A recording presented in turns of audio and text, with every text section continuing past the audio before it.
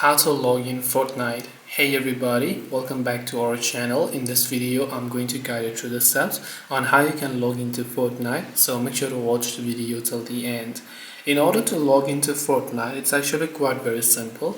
All you have to do is go ahead and first of all launch your browser and go to fortnite.com. Now even if you're trying to log in from the game, it's typically the same process. You have to open up the Fortnite game and log into your Epic Games account, because Fortnite account comes from your Epic Games account.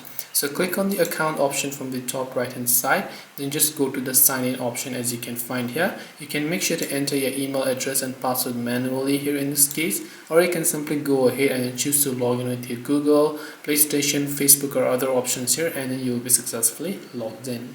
This way you can log in Fortnite. Hope this video was very helpful. If you have got any more questions, then feel free to also leave them down in the comment section.